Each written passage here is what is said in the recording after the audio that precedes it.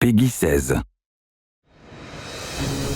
We have this opportunity that we wouldn't have had years ago to ship a game and then really collaborate with people outside the studio to figure out, like, what is the best version of that? Honestly, yeah, like we're building something the community has been asking for, and it's accumulation of everything that we believe the game needs to be. The upside to that is we're not holding anything back. All the feedback we've heard for the last year is, this is it, it's in Forsaken.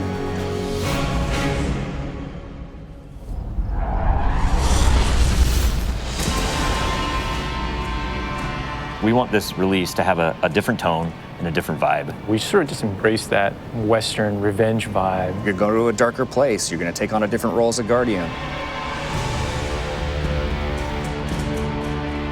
A barren landscape with like the asteroid vibe with like tumbleweeds. And I mean, that just sounded cool. Grit, man. We want to bring the dirt back. And what better way to start a story than to start it with a prison break? Right. Cayde's been filling this prison with bad guys that are really bad. And so when it breaks, things can happen to all the world. First place you're going to go to is the Tangled Shore, which is a new part of the reef that you've never seen before. That's right, my friend. It's a collection of lashed together asteroids and rocks out in the asteroid It's belt. very otherworldly, and it's full of pirates and assassins and bad guys. It's become a lawless place. It truly is a frontier. It's completely taken over. The most malevolent force there is the Scorn. They're very aggressive. They're always going to charge and push you. The Barons are the top dogs in the Scorn, and each one has gone back and committed nefarious crimes. I think of it as the reverse Magnificent Seven, like the worst of the worst criminals. You are hunting down these different Barons. In fact, they're called Baron hunts. So one Baron is a sniper, and you have a sniper versus sniper battle with him. Another Baron is this big, giant, hulking melee character.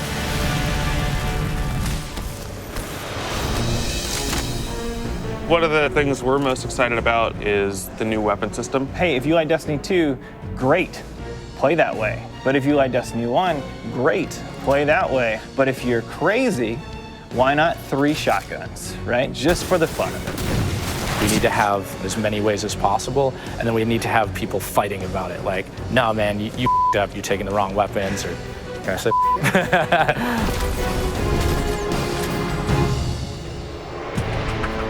So randomables are coming back. Every single weapon is going to feel different when it drops. And we're improving the mod system, so you can customize your weapon the way you want it.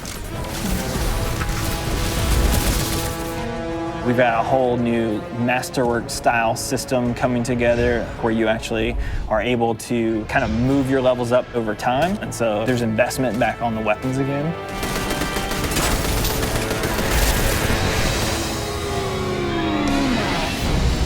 New supers, yeah, crazy new supers. What's your favorite? Fire knives are awesome, which is a different take on Golden Gun.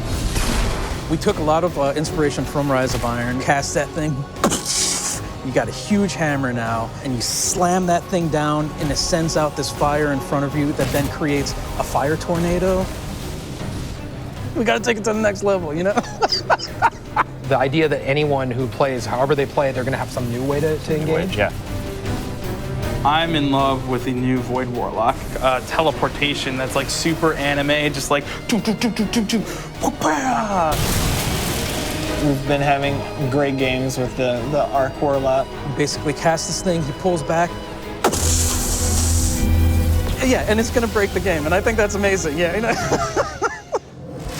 We also wanted a new weapon type that felt meaningful, so we came up with a bow and arrow, which seems kind of crazy, but when you use it, you feel like godlike. It is utilitarian, it's fantastical, it's also sci-fi. So we have a short range bow, we have a medium range bow, we have a long range bow. We built this guy, which is supposed to be super techie. You're like, why would you ever choose a bow in a game that has an automatic, machine gun? But boy, it's deadly. I mean, that's a nice machine gun you got there, buddy, but right, and then it's done.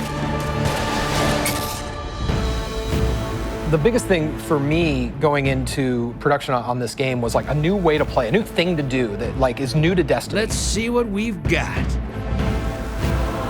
We want to be able to give players what they want, but also surprise them.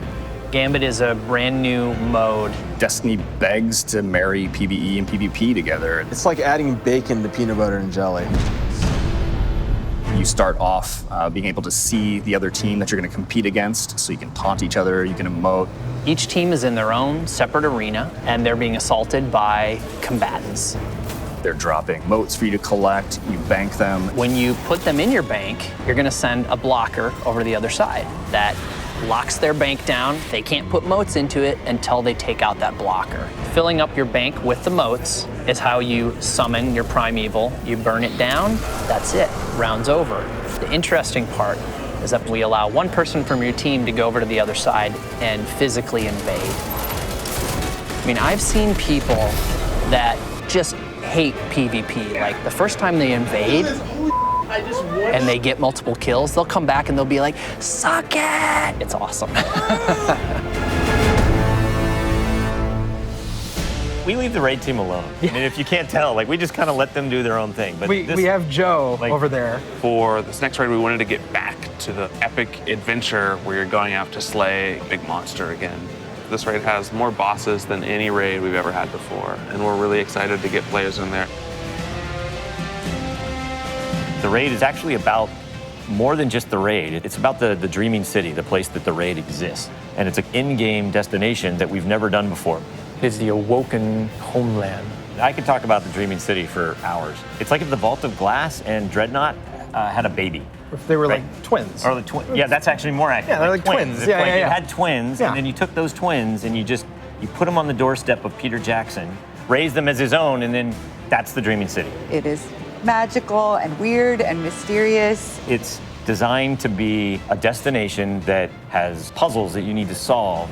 A lot of hidden corners, lots of passageways that might not seem to exist the first time. And the raiders, they affect this destination. They change it for everyone. It's like this cyclical endgame place where there's just secrets and different activities that unveil over time. So the dreaming city that you see at launch is not going to be the same dreaming city 2-3 weeks later.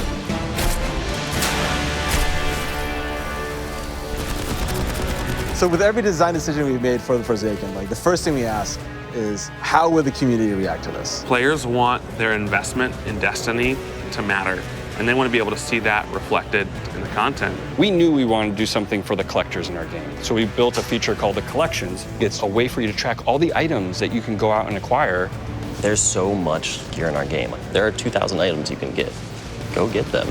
You can look at sets and you can say, I haven't filled out this set. What do I have to do to go get it? If I want to find like how many guns in the world, I can actually go look now. We also had a triumphs thing, which is just acknowledging your achievement. It like ties into records, it ties into lore. It's a thing that can help you drive like, hey, I want to do that. And if I do those things, I can get a title.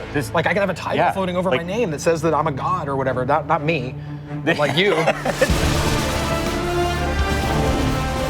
We wanted Forsaken to feel like a game that never ends. So we're going to reinforce the hobby and make the experience something that can be played night over night. We're changing the weapon slots. We're changing how the pursuits work. We're adding new features like the collections and the triumphs. We built Gambit. We've got a whole bunch of new weapons to chase, exotics that are really powerful. We have Lisa focusing on some sweet new exotic armor. Maybe we gone overboard, like dialed it too high. Or to go out there and collect in the world, exotic armor pieces to go out there and hunt. We're working on armor perks, random rolls, new mod system, new subclass paths. We're making Forsaken for people who love Destiny. Making a game that we can all love. That is the goal. That's what we're going to constantly be pushing towards, always. Everything we're building is through that lens.